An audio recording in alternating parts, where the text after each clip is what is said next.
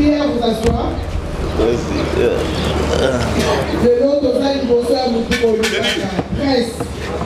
Pour le public, il est prêt à répondre à toutes vos préoccupations. Bienvenue à ces premiers points de presse de l'année 2024 de l'Office de voirie et drainage qui sera animé par le directeur général, l'ingénieur Victor Toubachikela, l'infatigable, l'homme de terrain, l'homme qu'il faut à la place qu'il faut. Deux fois moi-même je me dis, s'il n'était pas né, on devait les créer. Pour nous tutoyer, Babanzela, la modèle, pardon. Hasard exceptionnel. Ce premier grand rendez-vous intervient à un moment très particulier où on s'apprête à entamer effectivement le deuxième quinquennat du chef de l'État, le président de la République, je cite, Félix Antoine Tshisekedi Tshilombozi, Fachi Béton, Fachi Batravo. Mais avant toute chose, cher directeur, cher chevalier de la plume, je vous souhaite la bienvenue et merci de nous honorer de votre présence. Je voudrais également adresser mes remerciements à vous tous qui avez répondu présent à cette manifestation. Remercier le Tout-Puissant qui nous a donné à nous tous le souffle de vie. C'est comme ça que nous nous retrouvons à cet endroit. Donc nous ne pourrons que lui rendre grâce. Je voudrais aussi saluer tous les amis qui ont répondu à l'invitation de l'OVD pour cet échange. Ça montre très bien l'intérêt que vous portez au secteur de voirie que nous sommes en train de diriger. Je voudrais aussi remercier, en commençant, le directeur général adjoint qui nous accompagne. Ensemble avec lui, nous sommes en train de donner des orientations pour tout ce que nous sommes en train de faire. Mes remerciements vont aussi à tous les personnels de l'OVD et plus particulièrement à tous les directeurs. Donc je voudrais, dans cet exercice, dans mon mot d'introduction, qui va être articulé pratiquement en 3 points. Et nous allons peut-être maintenant laisser la place au jet de questions. Je pense qu'à travers ce jet de questions-réponses, nous pourrons avoir beaucoup de renseignements. Parce que l'OVD est pour les contrôles citoyens. Nous ne devons pas ne pas accepter ces conseils, disons, des contrôles citoyens, parce que ça nous permet aussi de rectifier les tirs là où ça ne va pas. Alors comme je disais, dans mon mot d'introduction, je voudrais, qui sera articulé en 3 points, je voudrais commencer par vous dire quelles sont les sources de financement de l'OVD. Parce que c'est important que vous sachiez d'où l'OVD tire les moyens pour pouvoir les différents projets qui lui sont confiés. L'OVD a comme source de financement la loi des finances, qui est la source la plus importante. Deuxièmement, nous avons, c'est toujours le trésor public, nous avons le financement que nous obtenons du FONER, le Fonds d'entretien routier, et ce financement, il est dirigé particulièrement pour les travaux d'entretien. Troisièmement, nous avons aussi le financement qui provient de partenaires techniques et financiers. Ça peut être la BADEA, ça peut être la Banque mondiale, ça peut être la BAD, mais ce mode de financement intervient ponctuellement. La plus importante des sources de financement pour nous, c'est la loi des finances, où nous avons 4 rubriques. Nous avons la rémunération, nous avons le budget d'investissement, nous avons l'intervention économique et sociale, et nous avons ce qu'on appelle les subventions auxiliaires et les subventions aux organismes auxiliaires, qui est au fait le fonctionnement. Alors quand vous regardez la loi des finances, vous allez voir que c'est seulement la rémunération qui est disons appliquée à 100%. Par contre, les 3 autres rubriques, parce que la rubrique la plus importante, c'est le budget d'investissement. C'est là où nous positionnons les différents projets que nous devons réaliser à travers les pays. Mais malheureusement, à ce niveau, nous avons un problème, c'est que ça fait plus de 10 ans qu'on n'accède pas à ces budgets d'investissement. Ce qui fait que ça constitue aussi un handicap. Mais qu'à cela ne tienne, très souvent, la plupart des projets que nous les réalisons en extra-budgétaire, donc soit le Trésor public, soit les FONER, qui nous accompagnent dans ces différents financements. Mais alors, pour pallier aussi à ces déficits, nous avions imaginé ce que nous avons appelé des financements innovants. Et ces financements innovants, c'est ce que nous appelons les PPP, les partenariats publics-privés. Vous verrez quand je vais développer un certain nombre de projets et sont réalisés à travers ces modes. Mais au finish, c'est le gouvernement qui paye, mais d'une manière atténuée parce que là, c'est le partenaire qui va chercher son argent auprès d'une banque et nous, en tant qu'institution, nous assurons ce que nous appelons les services de remboursement. Donc, la plupart des projets que je vais citer, vous verrez que ce sont des projets qui se réalisent en préfinancement, dans le mode PPP. Alors, quels sont les projets que l'OVD est en train de gérer? Je peux réunir ça en 3 groupes. Comme je venais de vous donner les sources de financement, nous avons tous les travaux que nous faisons sous le financement FONER, à travers les 26 provinces. Nous avons des travaux que nous réalisons sous le financement du Trésor public directement. Nous avons aussi des projets que nous réalisons, comme je venais de le dire, en PPP. J'insiste beaucoup. Les PPP, au finish, c'est le Trésor public qui paye, mais d'une manière atténuée. C'est-à-dire, c'est le service de remboursement qui s'est fait d'une manière atténuée pour éviter une pression forte au niveau du Trésor public. Alors, je commencerai par les travaux qui sont financés par les FONER. Comme je l'ai dit, les FONER, ce sont les travaux d'entretien. Certes, il est vrai qu'à un certain moment, on peut sortir de l'entretien pour aller vers la réhabilitation.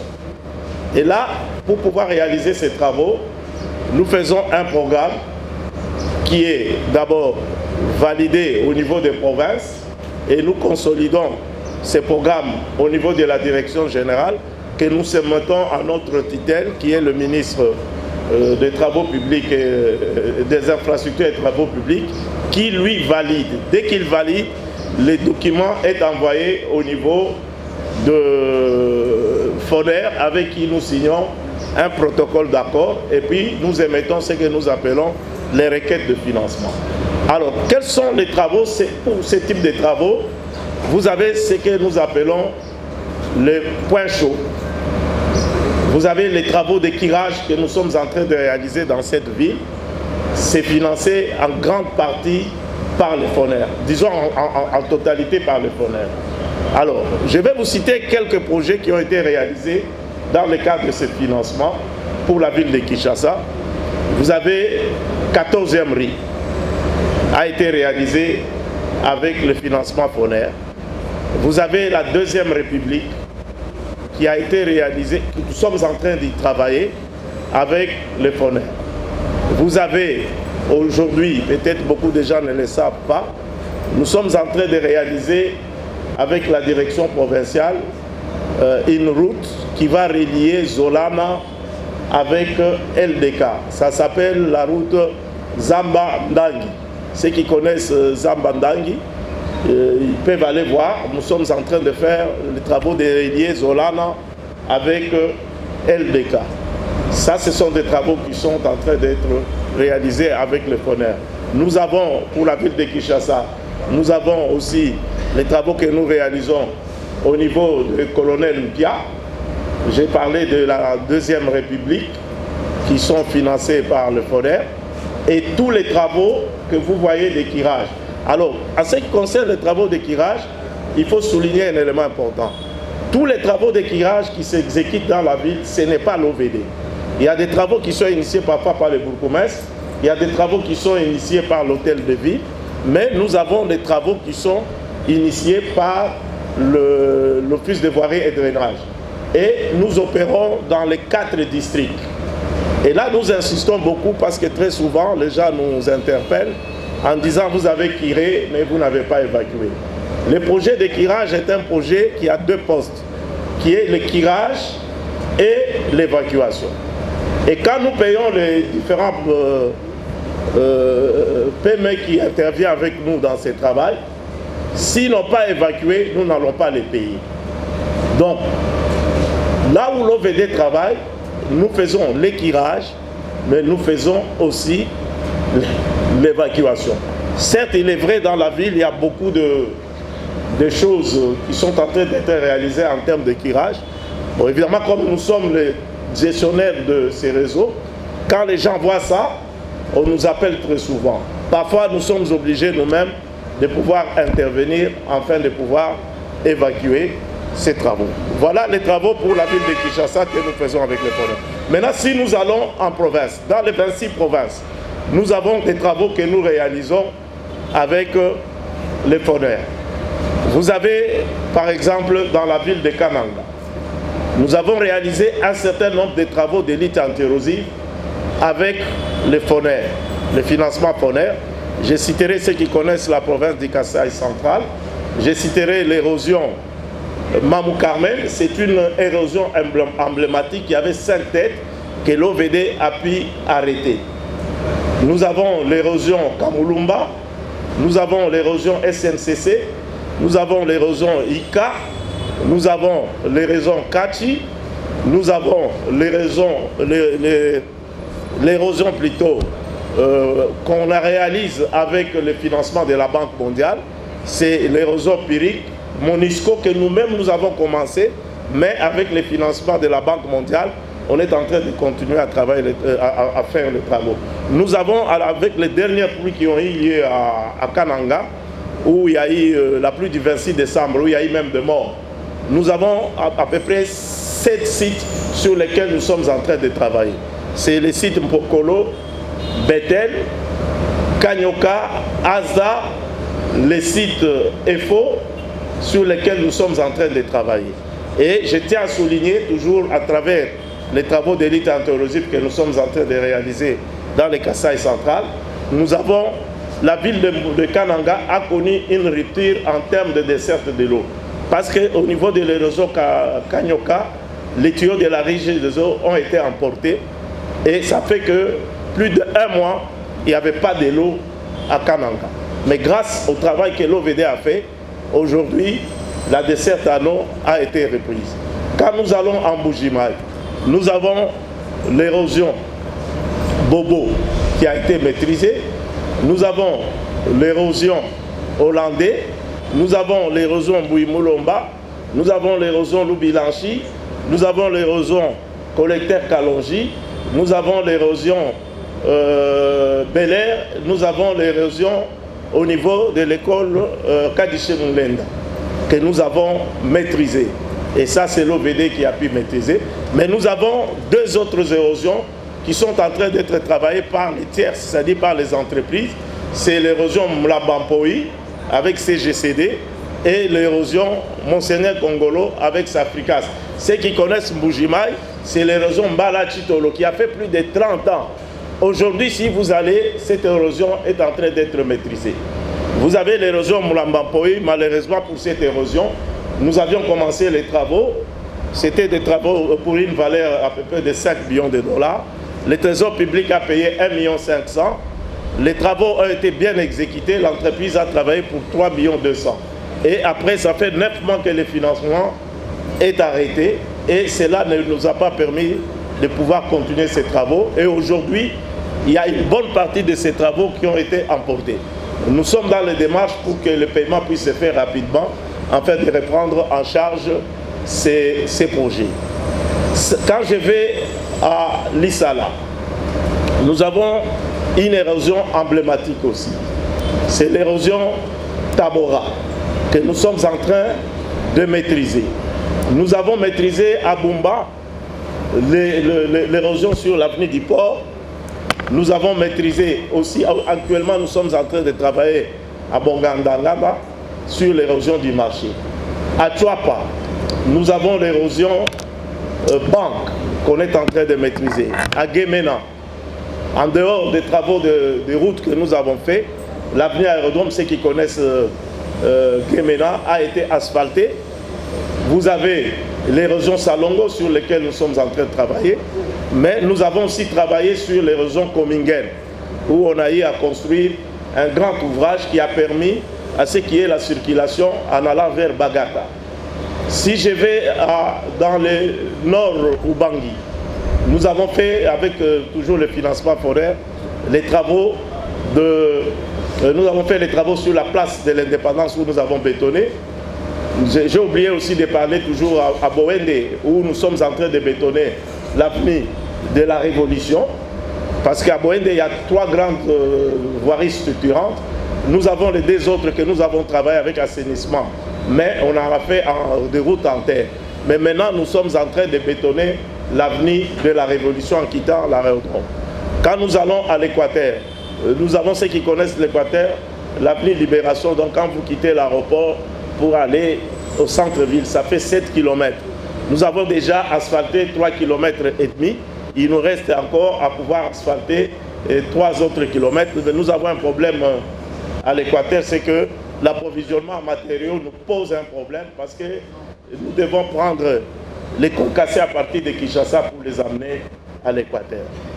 Et si vous allez à Isiro, certes c'est des routes en terre que nous sommes en train de faire, mais nous faisons d'abord les assainissements et puis nous faisons des routes en terre. Ça c'est à Isiro. Si vous allez à Kalemi, toujours avec le FONER, nous avons réalisé un certain nombre de travaux. Ceux qui connaissent la ville de Kalemi, nous avons des érosions qu'on a pu maîtriser. Et je ne vais pas parcourir toutes les provinces, je vais tout simplement souligner qu'avec le FONER, nous sommes dans toutes les provinces où nous sommes en train de réaliser les travaux. Alors, si nous rentrons maintenant au mode PPP, quels sont les travaux que nous sommes en train de réaliser en mode PPP? Je commencerai par la ville de Kinshasa.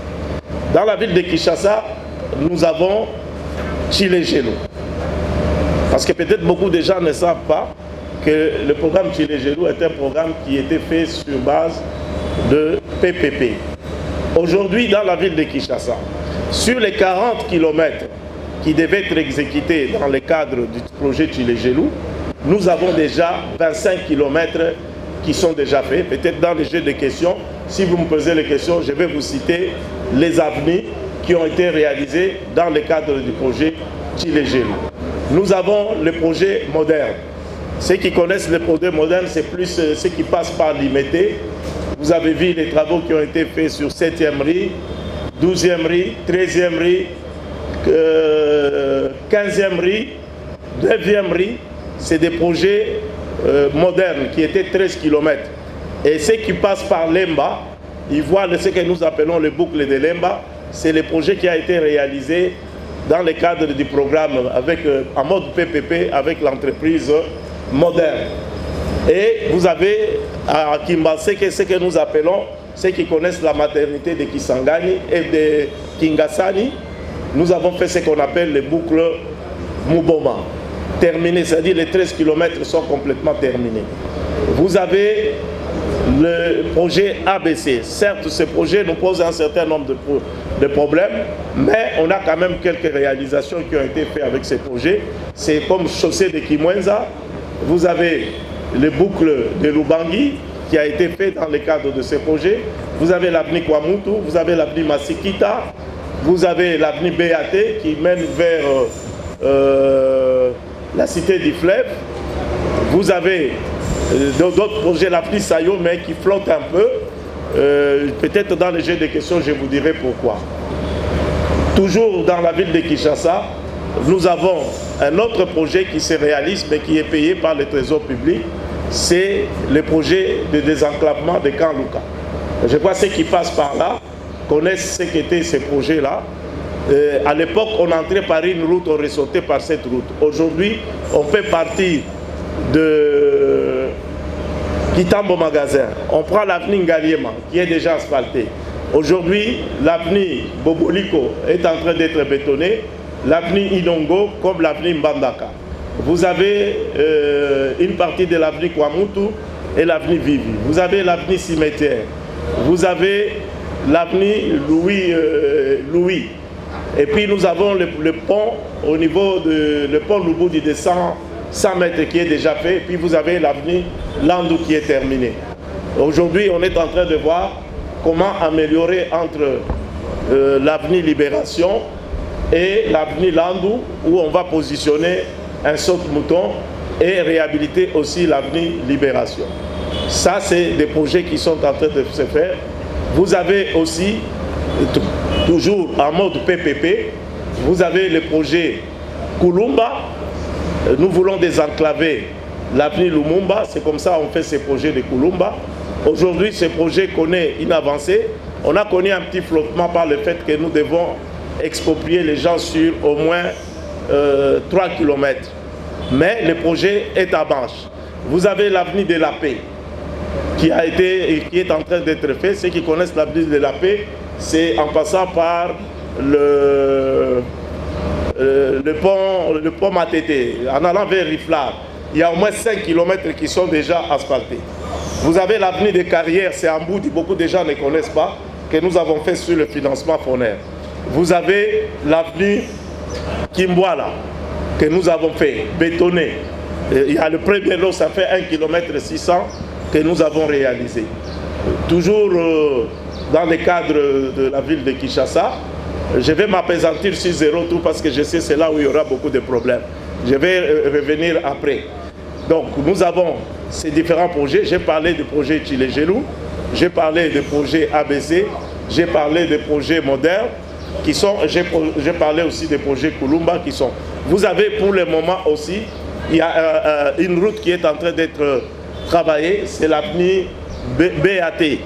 Ceux qui connaissent BAT, c'est à Tchangou, où on est en train de réaliser cette route. Vous avez l'avenue Carrière vers Mboudi qui a été fait. Vous avez l'avenue Escorte qui a été fait avec Moderne. L'avenue Ngandakilo.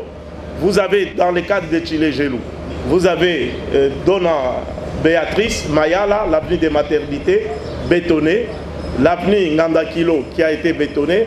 L'avenue du fleuve, beaucoup de gens ne connaissent pas ça. Ça se trouve vers Mboudi qui a été aussi bétonné. Ça, c'est les différents projets que nous sommes en train de réaliser. Pour la ville de Kinshasa, nous pouvons citer aussi la dite interrosive, ceux qui savent que nous avons pu maîtriser l'érosion Kindele, que le chef d'État a inauguré. Nous avons réalisé aussi l'érosion Zamba Telecom qui a fait plus de 10 ans où les gens n'arrivaient pas à se fréquenter. Mais cette érosion a été maîtrisée. Il reste un bout de la route que nous devons terminer pour connecter avec la R1. Donc voilà les différentes réalisations que l'OVD est en train de réaliser. Vous avez l'érosion d'Imes, l'érosion Masikita, vous avez l'érosion Masikita et l'érosion Mbala, qui sont en cours d'exécution, mais il se pose un petit flottement à cause de problèmes de financement.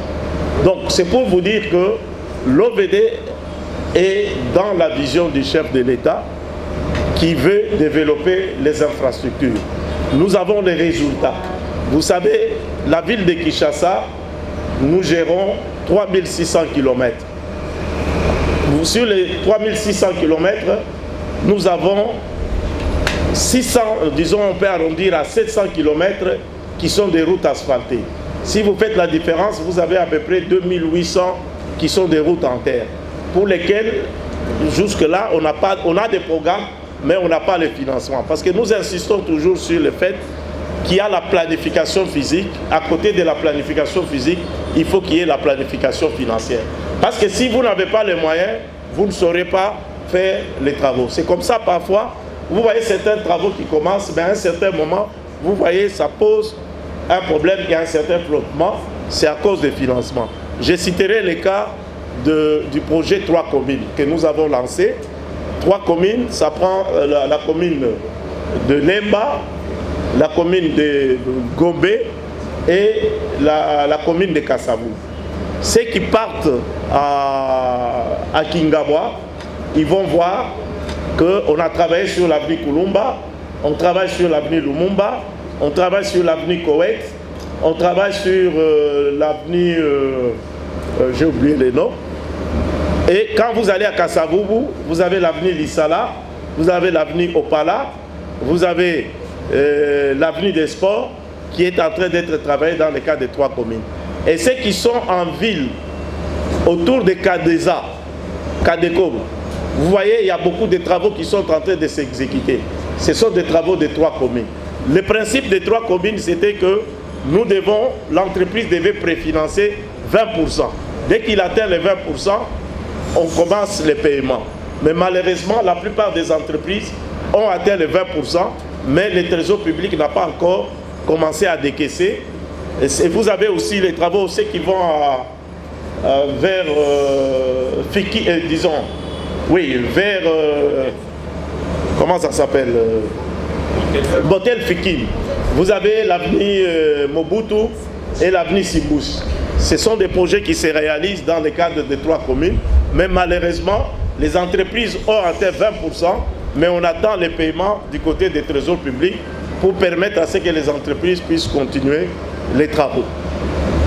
Alors, vous avez maintenant d'autres projets que nous avons à l'intérieur sous financement, disons, à travers les modes PPP. C'est comme à Kalemi, à Tanganyika. Nous avons un projet, c'est le boulevard Jikaka 6 km, qui est presque terminé avec la construction des 2 ponts, qui est fait sous ces modes-là, des PPP. On travaille avec Malta Forest. Vous avez à Mbujimaï, où nous avons des projets qui sont en train de se réaliser avec Saprimex, ce que nous appelons les 35 km. Aujourd'hui, sur les 35 km, il y a déjà 12 qui sont déjà asphaltés. Il reste à peu près, donc, disons 13 km et 12 qui sont prêts en attendant de recevoir l'asphalte. Vous savez, l'espace Kassa, il y a un grand problème, c'est l'enclavement. Pour amener les matériaux, les intrants, ça pose un problème. Mais aujourd'hui, ceux qui vont en Mbujimaï, ils vont voir qu'il y a vraiment une grande visibilité à ce qui concerne Mbujimaï, parce que Tchilégelou, bien que nous avions résilié les contrats, l'entreprise Crexet avait déjà réalisé un certain nombre, il avait déjà réalisé 6 km de voirie qui étaient déjà asphaltées, soit bétonnées. Mais nous avons aussi les 14 km qui s'est fait aussi en PPP avec l'entreprise JMC, et pour lesquels nous avons déjà 5 km qui sont prêts pour recevoir les bitumes. Et là, nous devons féliciter Saprimex et JMC parce qu'ils ont implanté en Mbujimaï l'usine d'enrobé et aussi leur atelier de concassage. Ce qui est une première en Mbujimaï, ça permettait de booster les différents travaux qui vont se réaliser en Mbujimaï. Donc, nous avons des projets, je vous ai parlé des projets qui sont financés dans le cadre de PPP. Maintenant, je vais peut-être citer avec, je vous ai parlé de problèmes je vous ai parlé des PPP et les travaux qui sont financés par le PPP et les travaux qui sont financés par le FONER. Maintenant, je vais revenir au projet Zéro Trou qui est à la base de beaucoup de polémiques. Les Zéro Trou, je vais vous dire l'historique des Zéro Trou. Au cours d'une réunion du Conseil de ministres, on avait observé qu'il y avait beaucoup d'embouteillages dans la ville de Kinshasa et on avait demandé au Premier ministre de réunir un certain nombre de ministres sectoriels qui étaient concernés par ces problèmes, de voir pourquoi il y avait ces problèmes d'embouteillage. Parmi les raisons, c'est qu'on a observé qu'il y avait 3 causes. La 3e cause concernait l'OVD, c'est-à-dire les trous qu'on observait dans la ville de Kinshasa. C'est comme ça qu'on a initié ce programme des Zéro Trou.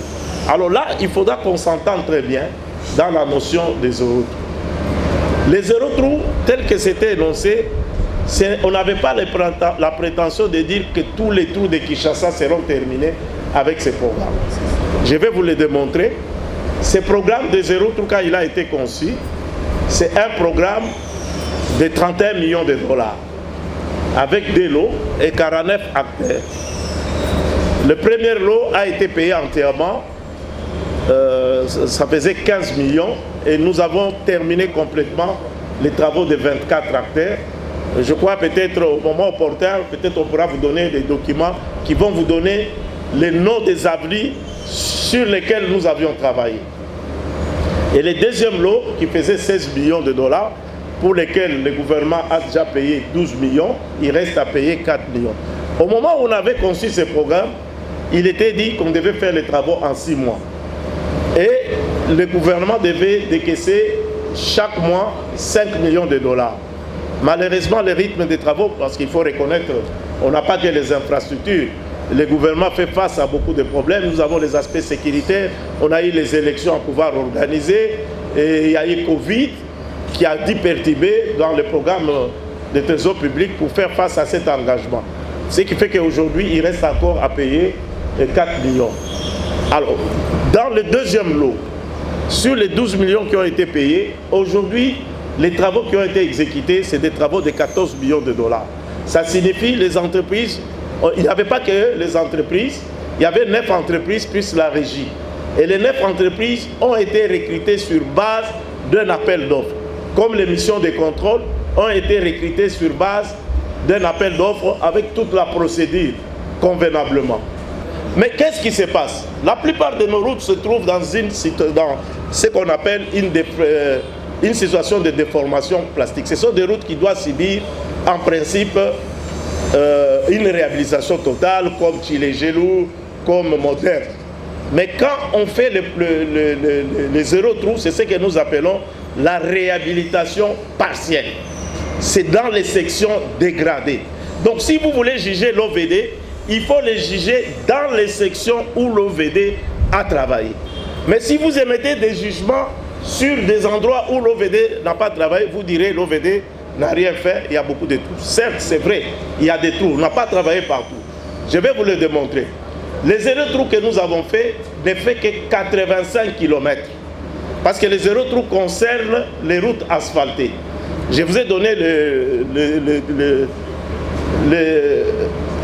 le kilométrage pour les routes asphaltées, c'est 700 km dans la ville de Kinshasa. Nous avons travaillé sur 85. Si vous prenez 85, vous divisez sur 700, vous avez 12%. Ça signifie que l'OVD a travaillé dans 12%. Vous, si vous sortez de chez vous et que vous entrez dans les 88%, vous direz l'OVD n'a rien fait. C'est là où nous disons il faut nous juger là où nous avons travaillé. Et sur le plan de qualité, nous mettons beaucoup d'accent sur le plan de la qualité. Parce que tout ce que nous faisons, nous ne le faisons pas seuls. Nous le faisons avec les missions de contrôle. Ça peut être le BTC, ça peut être des missions recrutées. Mais il y a une deuxième manière de certifier les travaux, c'est les laboratoires. Quand les laboratoires passent et agréent, il dit que c'est bon. Bon, vous allez voir des visites, vous dites non, l'OVD n'a pas de... Mais qu'est-ce qui se passe avec les zéro trous? Je donne un exemple. L'avenue Bangala. L'avenue Bangala, les zéro trous concernaient deux grands trous qui étaient là. Ceux qui avaient l'habitude de passer sur cette route peuvent se rappeler qu'il y avait deux grands trous. Et quand nous avons travaillé dans zéro trou, nous avons travaillé sur ces deux grands trous. Jusqu'aujourd'hui, le problème ne se pose pas. Mais il y a des trous qui ont apparu. Quand vous avancez un peu, vous allez voir, il y a un petit qui lave le véhicule là. Et ce petit, en avant le véhicule, l'eau avec l'asphalte, ça ne tient pas. Il y a des trous qui ont apparu là-bas. Les gens qui vont voir, ils vont croire que l'OVD n'a rien fait. Mais ce sont des trous qui sont apparus ailleurs que là où l'OVD a travaillé. C'est tout à fait normal, ça nous concerne, c'est notre gestion, ce qui est vrai. Mais nous demandons à ceux de nous juger là où nous avons travaillé. Les sections, nous avons les schémas linéaires. Ceux qui veulent, ils peuvent contacter le directeur provincial parce que c'est un projet qui était géré par la direction provinciale. On peut leur montrer les sections où on a travaillé. Et on peut vérifier si les sections où on a travaillé, ça pose un problème. La route aussi, Saint-Christophe, a été travaillée dans zéro tour. Je crois, ça ne se pose pas un problème. Mais vous observez, un peu, pas très loin d'ici, il y a des lots qui quittent de l'autre côté, qui viennent sur la chaussée. Ces eaux-là vont abîmer la chaussée. Il y a des trous qui vont apparaître. Ça, ce sont des causes qui ne sont pas liées à l'OVD. Il y a des gens qui jettent, il y a des gens même qui jettent qui déversent l'eau des piscines sur la chaussée. Donc c'est là où nous disons, on n'avait pas la prétention avec la première phase des zéro tours déterminer tous les trous de Kinshasa. Mais il y a des programmes que nous sommes en train de faire, nous sommes en train de projeter. Aujourd'hui, nous avons un programme dans la ville de Kinshasa de 200 km. Donc si nous faisons 200 km, plus aujourd'hui dans la ville de Kinshasa, depuis qu'on a commencé, nous avons réalisé 100 km de routes, de voiries qui ont été refaits complètement. Mais c'est rien. Si vous comparez à 3500, vous voyez, on n'arrive même pas à 10%, parce que 10%, c'est 3660. Donc nous l'avons réalisé en 2 ans, parce qu'il faut reconnaître, on a commencé à travailler 2 ans et demi. Donc nous avons pu réaliser au moins 100 km. On peut vous citer les noms de ces avenues qui ont été asphaltées pendant ces 2 ans et demi. C'est rien quand on compare dans la ville de Kinshasa, qui a 3600, ça ne fait même pas 10%. C'est à peine 4%. Mais l'objectif, aujourd'hui, nous avons un programme que nous sommes en train, qui est presque finalisé. C'est le programme Kin Espoir, qui va prendre en charge 200 km. Et cela va permettre d'avoir les 100 plus les 200, nous nous situerons plus ou moins à 300. Donc voilà, je voulais insister un peu sur le programme Zéro Trou, parce que c'est là où les gens nous rentrent dedans. Ils disent que l'Obéda Salagamusala Malamute. Non, il faut nous juger là où nous avons travaillé. Certes, il y a des trous. Maintenant, il y a le problème des inondations. Le problème, je vous ai dit que nous avons un programme de curage dans la ville qui n'est même pas encore terminé, on est en train de réaliser. Nous avions demandé qu'on puisse, parce que le problème de draguer le fleuve, ce n'est pas un problème de l'OVD, c'est un problème au ministère des Transports avec la FVR. Nous avions demandé qu'on puisse tirer le fleuve pour permettre à ce que les rivières déversent l'eau vers le fleuve et non l'inverse. Il y a aussi l'incivisme. L'incivisme, c'est les gens qui construisent sur les caniveaux. Ça, ce n'est plus l'OVD.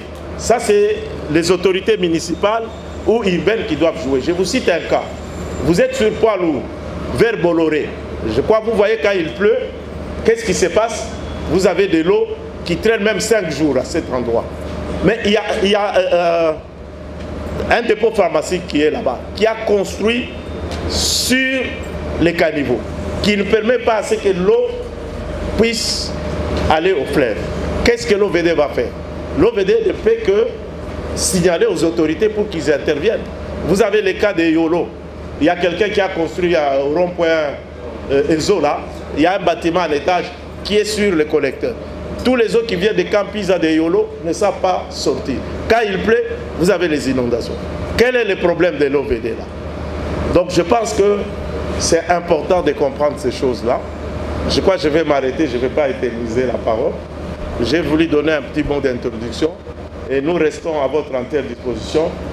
Nous pouvons parler en français comme en lingala. Donc nous restons à votre entière disposition pour des préoccupations que vous pouvez soulever. Merci beaucoup. Comme j'ai dit, ça montre l'intérêt que vous portez à notre secteur. La justice voulait savoir quelle est notre réaction, nous en tant qu'OVD, par rapport au briefing du chef de l'État. Je voulais seulement lui dire qu'on ne peut pas... Le chef d'État a fait des constats, nous les intériorisons. Et nous voyons comment améliorer où ça ne va pas.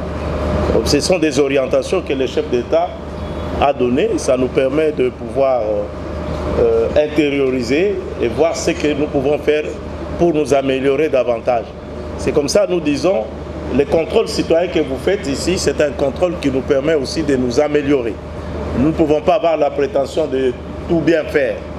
Là où il y a des problèmes, nous cherchons à pouvoir nous améliorer. Concernant l'érosion à Kananga, monsieur le journaliste, vous savez qu'à Kananga, vous avez 250 têtes d'érosion. Donc on ne peut pas aussi avoir la prétention de toucher à toutes les érosions. On essaie de toucher les érosions qui posent des problèmes. Bon, je ne situe pas personnellement où se trouve cette érosion, mais nous avons au moins une dizaine des érosions à Kananga. Pas seulement à Kananga. Nous avons travaillé à Luisa. Nous avons travaillé à Benalek. Je crois que ceux qui avaient vu dernièrement un train, une locomotive qui est tombée. Ce n'est pas loin de là où nous travaillons. Cette locomotive est tombée par le fait tout simplement, si les gens de la SNCC avaient écouté nos conseils, ils n'allaient pas faire passer la locomotive. Parce qu'on était en train de travailler, mais ils tenaient à tout prix à faire passer la locomotive. Donc, nous disons, nous prenons vraiment en charge beaucoup des érosions. Avec la pluie de 26 décembre, nous avons, il y a par exemple une érosion qu'on a découverte avec l'autorité provinciale Kamilamba, pour lesquelles on a donné des instructions à notre direction provinciale de voir dans quelle manière. Vous avez par exemple les érosions naissantes au niveau de l'université de Kananga qui est en construction. Vous avez 3 têtes d'érosion qui sont là, pour lesquelles on a envoyé une équipe pour faire les études et le dossier a été transmis à notre ministre pour voir dans quelle mesure on peut financer. Nous avons l'inventaire des érosions, mais nous ne pouvons pas dire qu'on va intervenir dans toutes les érosions. C'est impossible et ça demande des moyens importants. Les BTC, ce que peut-être vous ignorez, moi-même j'ai mal de BTC. J'ai fait 26 ans au BTC. Je suis un ancien du BTC. Le texte qui régit le BTC jusqu'à aujourd'hui, qui n'a pas encore été changé, dit ceci: le BTC agit sur instruction du ministre des Travaux publics, qui est en charge des travaux publics.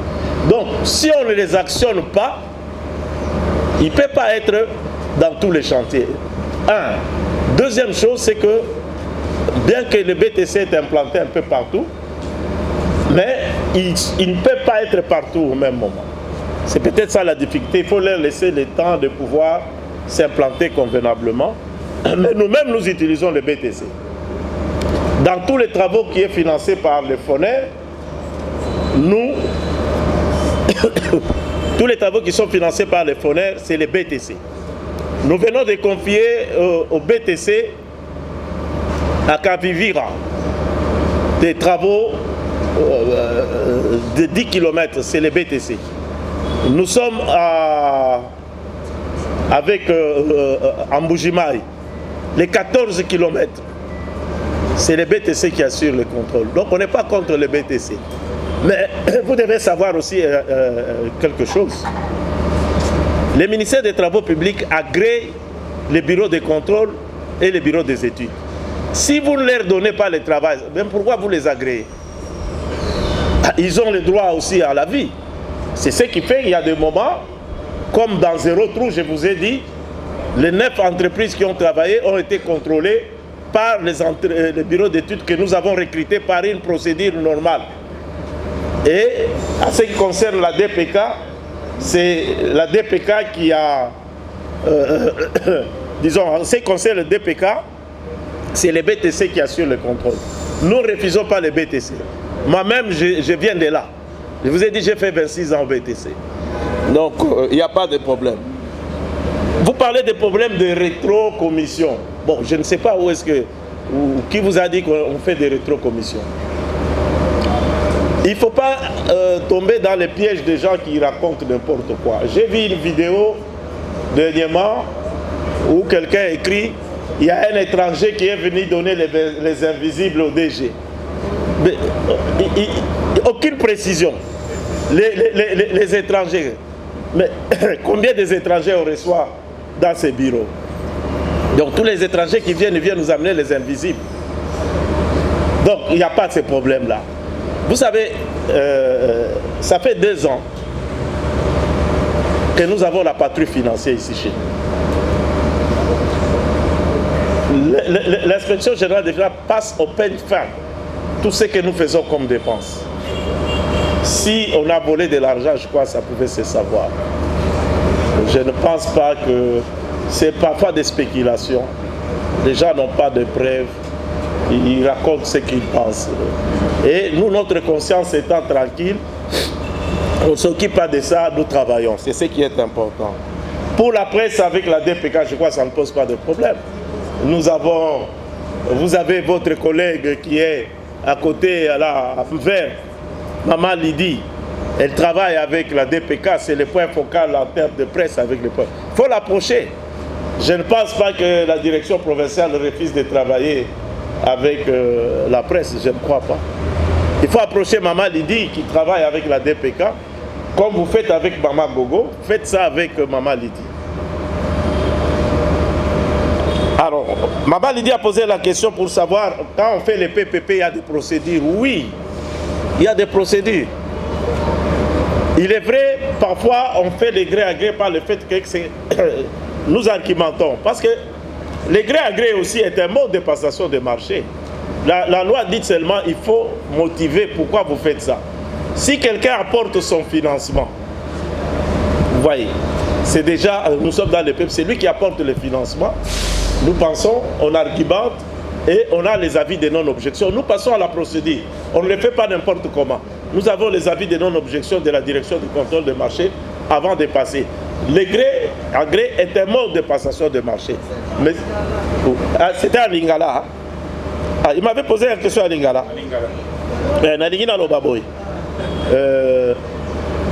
Gré à gré est un mode de passation de marché. Il y a des circonstances qui font que on a obligé au les cas d'un mode de gré à gré. Quand il y a PPP par exemple, il y a un financement mais tous les cas toujours la direction à contrôle du marché pour faire sa vie de non-objection. Donc procédure ezali. Tout ça de la Congo. Alors pour le problème, il y a 3 communes parce que le projet a 3 communes de Nalobakiawa ezala qui monte boy. Ils ont un préfinancement. L'entreprise va misala na mbongo na bango. So ba commune à 20%, biso to introduire ba facture na niveau ya ministère ya finance. To si to sali yango. To tindi ba facture et pas ministre pas tindi yango et pas ministre à finance. To za kozela ba futa bango pour ba continuer misala. Yango na ko loba ndenge wana. Alors, mon frère Lukusa de l'ACP a posé la question. En fait, il a posé la question sur le programme sino-congolais. Nous ne sommes pas dans le programme sino-congolais. Certes, il est vrai qu'on peut avoir des voiries qui peuvent être réalisées dans ce cadre. Il y a 2 structures qui gèrent le programme sino-congolais. C'est l'agence de grands travaux et l'APS, je crois. C'est comme ça s'appelle. Bon, c'est l'ancien comité, le bureau de coordination, mais qui a changé, maintenant on appelle APC. Il est vrai qu'on va retrouver dans ces programmes peut-être des voiries. Et là, nous sommes en connexion avec l'agent des grands travaux pour voir s'il touche à notre réseau, nous serons ravis que nous soyons des intervenants dans ces projets. Donc ça, c'est le programme sino-congolais qui n'est pas géré par l'OVD, qui est géré à un autre niveau. De quoi Antoine a lobby, au fait, aligné à l'oba problème, il y a qualité à travaux. Si dès la salle qui monte d'introduction, na l'oba qui sur qualité à travaux. Bon, l'avenir, le Mumba Kouta aéroport, ti échanger, eza na réseau ya OVDT, eza réseau ya office de route. Mais, Mutuna Nayo, ezali sur la qualité des travaux. Na l'oba qui boy. Qualité à travaux, sur Boza ou Sala Misala, il y a route. Ils ont des manières de contrôler la qualité à travaux. Ils ont la mission de contrôle. Tout ça, la mission de Misala. Deuxième qualité à contrôler la qualité à travaux, ils ont présence à laboratoire. Laboratoire, avant les cas en étape, même si vous avez béton, vous avez un échantillon dans le laboratoire, vous avez écrasé pour battre la résistance au bazui. Ils ont il y a CPT. Donc, c'est le laboratoire qui nous dit ezali malamu, ezali malamute. Maintenant, problème ezali. Problème ezali bon. Parce que la deuxième question, on a posé durée de vie. Avant de répondre à la durée de vie, on a posé Bisabino, banatir à travaux, et ça la maka, nakati ya ba projet ya ba route. Il y a des bossons tozali otobenga na lopoto construction. C'est-à-dire zela ezate, toye tosali zela. To construire cela à Sika. Si on a sali nzela ndenge wana, durée de vie, ça dépend. Et que vous allez bétonner ou bien asphalter, et que vous allez entre 15 et 20 ans. So na sali lisoso deuxième type ya ba travaux to bengi réhabilitation systématique. C'est-à-dire nzela ezali nga na ye natali e baby na bandeli yango à zéro. Parce que na kati ya nzela tozali na 3 couches. Toza na couche à fondation, toza na couche de base et puis couche à roulement. Couche à roulement eko ozala asphalte comme eko ozala béton. So na sali réhabilitation totale. Réhabilitation totale ezali lokola nzela ya sika. Yango pe na kopesa 15 à 20 ans selon ezala bitumé ou asphalté. Siko so na ke na troisième type.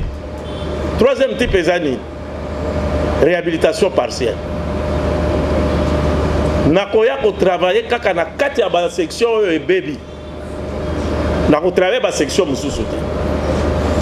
Ka ya zéro tout. Des problèmes toza nango na problème à zéro. Donc to travailler na ba section o e baby. C'est possible l'air to sali ba trou mususu e ko apparaître esika mususu. Bato ba kanisa ke to sala ki musala malamu te. Pona nini ba trou e ko apparaître. Na pesa kandikisa mingi oza na chemise na yo olingaka ngo mingi. Chemise wana ikomize. Sikoyo yo olingaka chemise etoboki quelque part awa. Oye otongi. Sikoyo lero kosala mouvement boye etoboki esika mususu. Bato ba kanisa eza kaka esika yo salaki wana alors que eza esika mususu. Eza ndenge wana na ba travaux ya réhabilitation partielle. Donc ba trou eza ko apparaître.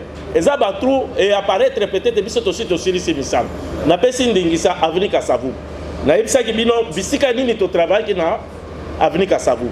Maintenant soko kamati esika to travail ki na niveau ya banque de crédit agricole. Oyo kamata na Rwakading. Na katikati wana en face ya zo. Les biso to site aussi ici misala ba trou et apparaître. Mais voilà donc eza zela nde ici baby et sengeli zela to ça la réhabilitation totale.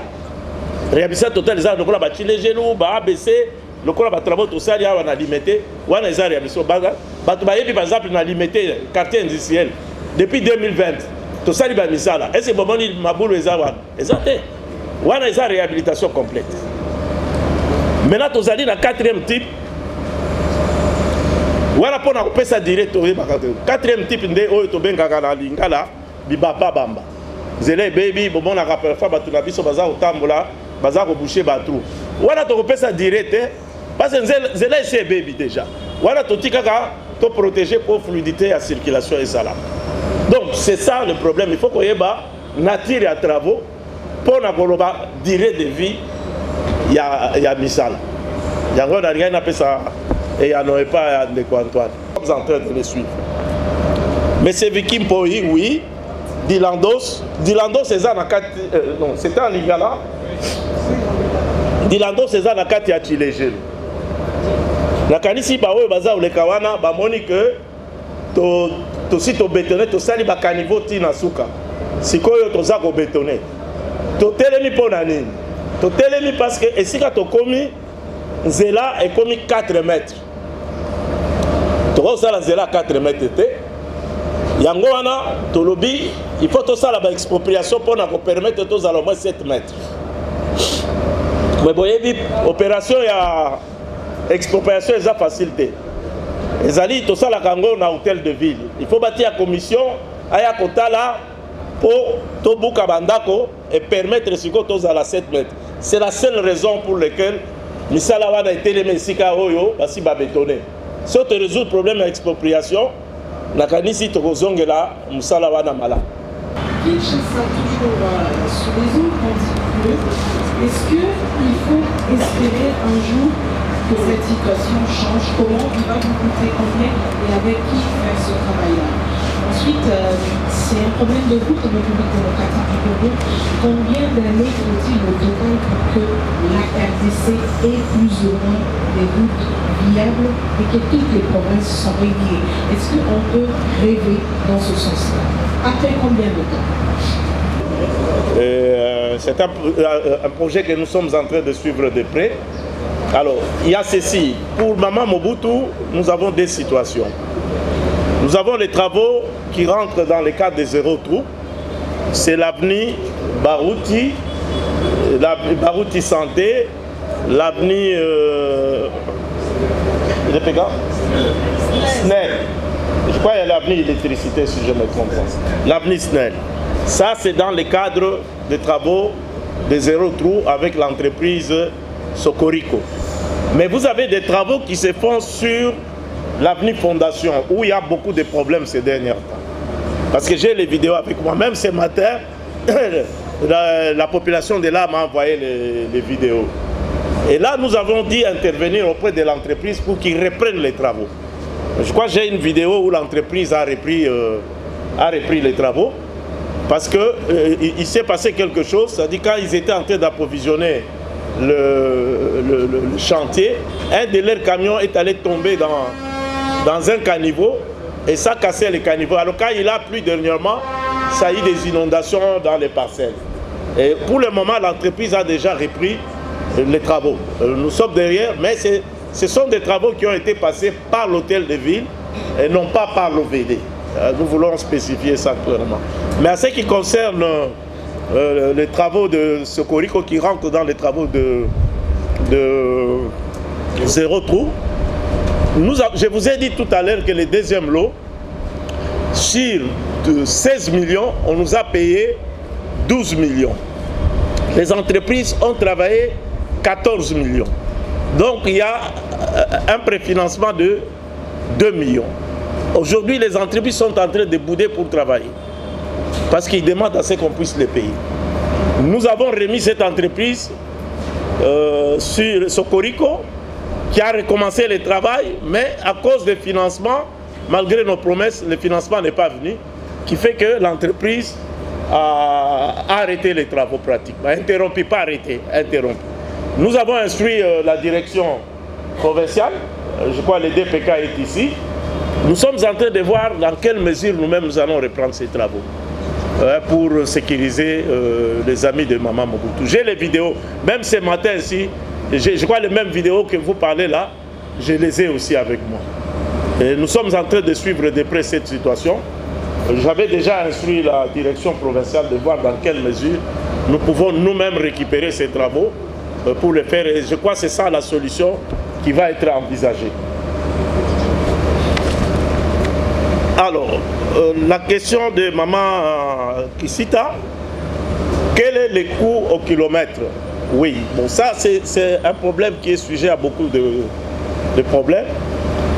Pour le moment, si vous voulez faire une route asphaltée, il faut compter entre 1 million à 1,2 million $ le kilomètre. Ça dépend de la nature des travaux que vous allez trouver. Je vous ai dit une route à 3 couches. La couche de fondation, la couche de base et la couche de roulement. Si je prends une route normale, là où il n'y a pas de problème, c'est 60 cm. Je peux dire, je peux arriver à 1 million, 1,2 million. Mais si vous allez sur une route où vous trouvez, vous devez faire de ce qu'on appelle, le laboratoire a fait l'auscultation et vous devez faire des interventions en profondeur. Parce que vous avez la nappe phréatique qui est en train de monter. Vous pouvez dépasser ces 1 million facilement. Alors si vous faites une route bétonnée, aujourd'hui une route bétonnée coûte plus cher, vous pouvez être à 1,3 million. Maintenant le problème c'est quoi? Pourquoi nos routes coûtent cher? C'est ça la question qu'il faut se poser. Nos routes coûtent cher parce que nous n'avons pas l'industrie des intrants en amont. Je prends le cas des ciments. Vous savez, vous allez dans d'autres pays, le ciment c'est entre 4 et 5 $. Ici chez nous, le ciment c'est 10 $. Les concassés, quand vous allez dans même des pays environnants, vous pouvez les acheter à 15, la tonne à 15 $. Nous sommes entre 25 et 38 $. Et ça c'est Kinshasa. Mais si je vais dans l'espace Kasaï, où le ciment revient à 45-50 $, vous avez un grand collecteur qui s'appelle Mayenge, qui se termine vers Kitambo, l'hôpital de Kitambo, là où il y a des foules là-bas. Ce collecteur est obstrué complètement. Ce qui fait que quand il pleut, les eaux qui doivent couler dans ces collecteurs ne sortent pas. Qu'est-ce qui se passe? Les eaux, vous avez les inondations. Donc c'est ça le grand problème. Il y a plusieurs paramètres, plusieurs éléments. Le problème des inondations est un problème multidisciplinaire, multisectoriel, où tout le monde doit se réunir afin de résoudre ces problèmes. La viabilité de de nos ouvrages. Je crois que le DPK vient de répondre à ça. Il y a plusieurs facteurs exogènes qui viennent perturber la durabilité des travaux. Mais quand nous réalisons nos travaux, nous les réalisons selon les normes telles que c'est défini. Parce que pour réaliser les travaux, vous avez ce que nous appelons la Bible. C'est quoi la Bible? C'est notre cahier de prescriptions techniques qui donne les normes pour pouvoir réaliser les travaux. Et nous les respectons. Donc, il y a plusieurs paramètres exogènes qui viennent peut-être poser des problèmes. Mais c'est même de moi poser le problème de la garantie. La garantie décennale, ce n'est pas ce que vous dites. La garantie décennale, pourquoi on donne la garantie décennale? C'est-à-dire qu'un entrepreneur qui a fait le travail, c'est surtout les ouvrages d'art. L'entreprise reste liée à cet ouvrage pendant 10 ans. Au cas où il y a des problèmes sur cet ouvrage, dû à la structure, à ce moment, l'entreprise est responsable. L'aspect des garanties décennales, ce n'est pas ça, sur la qualité des travaux. Mais quand on fait les travaux, on passe les marchés, vous avez ce qu'on appelle la garantie de bonne exécution. Vous avez aussi la garantie de soumission. C'est-à-dire que cette garantie est retenue pour que quand il y a des malfaçons, on peut prélever de l'argent là-dessus si l'entreprise a mal travaillé pour pouvoir réparer. Donc la garantie décennale, c'est une garantie en termes des ouvrages pour dire tu restes lié à cet ouvrage pendant 10 ans. La lenteur des travaux. Bon, on peut dire oui et non. Nous avons toujours un planning. Je dis toujours, à ce qui concerne, pour que le planning soit respecté, il faut que la planification physique va de pair avec la planification financière. Je venais de vous dire, par exemple, les travaux des 3 communes. Aujourd'hui, la plupart des travaux, ceux qui passent vers Cadeco, là, vous voyez, on était même au niveau de la couche de base, mais les entreprises ont arrêté les travaux. Quand il plaît, ces travaux sont en train de s'abîmer. Si la planification financière ne va pas de pair avec la planification physique, nous comptons. Je vous ai cité le cas de Moulamba Poy. Bon, vous avez parlé, c'est qui a parlé des Zamba Telecom? Ah, c'est Hémisphère, je vais répondre à ça. Mais je peux parler de ça déjà. Zamba Telecom, effectivement, les travaux sont interrompus. Pourquoi? Nous avons arrêté l'érosion. La valeur des travaux de l'érosion, plus une partie de la route était à peu près de 7 millions de dollars. Ça a été fait correctement par l'entreprise. Mais le jour où on est passé, je crois même quand le président de la République était passé, les gens ont réclamé qu'on puisse relier là où il y avait l'érosion avec la nationale numéro 1. Et nous avons donné à l'entreprise de travailler, ça faisait à peu près 1 km.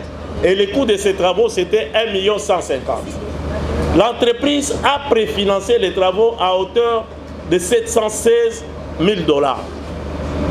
En attendant qu'on paye les 1 150 000. Jusqu'aujourd'hui, ces 1 150 000 ne sont pas payés. Et l'entreprise a interrompu les travaux. C'est ce qui fait que, parfois, le planning que vous avez fait, vous ne savez plus le respecter parce que vous avez un autre impondérable qui vient déranger le planning qui a été fait. Mais un marché, par exemple, ceux qui vont sur Zamba Ndangi, je crois, c'est des travaux que nous allons terminer en 6 mois. DPK, je me trompe. Je crois qu'on est à 3 mois.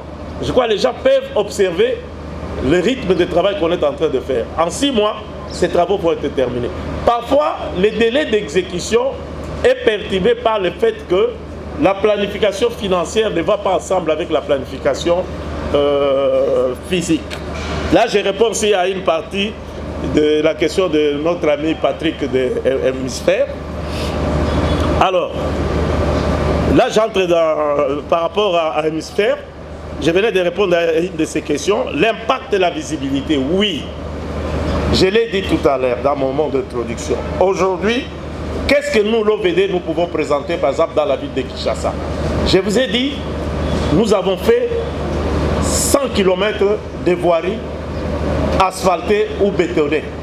Si peut-être je ne peux pas citer les noms des avenues ici, mais si vous nous approchez, on peut vous donner la liste.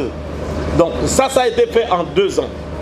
Parce que vous savez, le chef de l'État, dans le cadre de sa vision de développer les enfants, n'a pas pu travailler avec la coalition FCC Cash, et il y avait Covid et tout ça. Donc il a travaillé que pendant 2 ans. C'est pendant ces 2 ans et demi que nous avons réalisé dans la ville de Kinshasa 100 km de routes qui sont soit asphaltées c'est rien quand je compare avec 3 millions et avec 3600 km de la ville de Kinshasa, ça ne fait même pas 10%.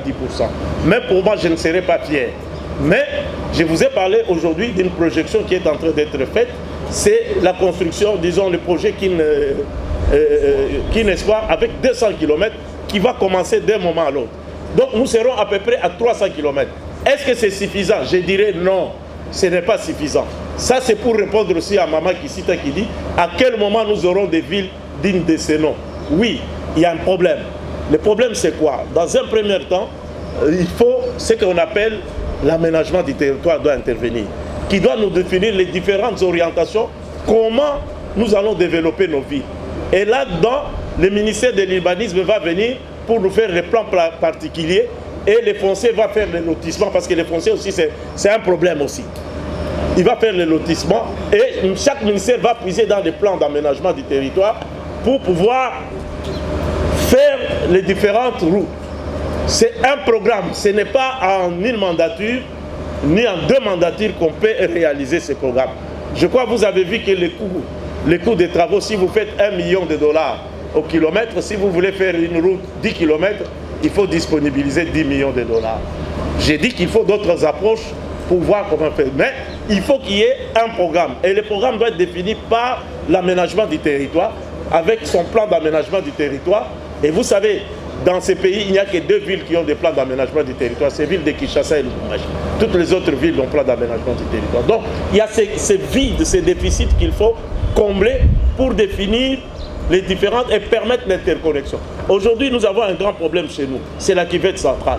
Pour pouvoir permettre ce qu'on appelle la connectivité. Et la connectivité doit se faire d'une manière multimodale. C'est-à-dire tous les systèmes de transport. Là où je trouve un terminal routier, je dois trouver un terminal de voie fluviale. Je dois trouver un terminal de voie aérienne ou bien de voie ferrée. Donc c'est ça ce qu'on appelle le système d'interconnexion multimodale. Il faut du temps, il faut un plan. Nous avons par exemple dans la ville de Kinshasa ce qu'on appelle le plan, comment est-ce qu'on appelle PDDK avec les Japonais, qui ont projeté comment on peut développer la ville de Kinshasa. Mais ce n'est pas... Quand vous regardez d'abord les fonds, ils sont en train de faire maintenant comment est-ce qu'on appelle les levées des fonds. C'est des milliards qu'il faut avoir pour pouvoir réaliser ça. Pour être comme le Japon, comme l'Afrique du Sud. Mais ce qui est important, nous devons le souligner, c'est la volonté que le chef de l'État est en train d'afficher de développer les infrastructures. Il est en train de poser les jalons pour que nous puissions développer les infrastructures, que nous soyons comme d'autres pays. Vous voyez, 3600, même si j'ai fait 300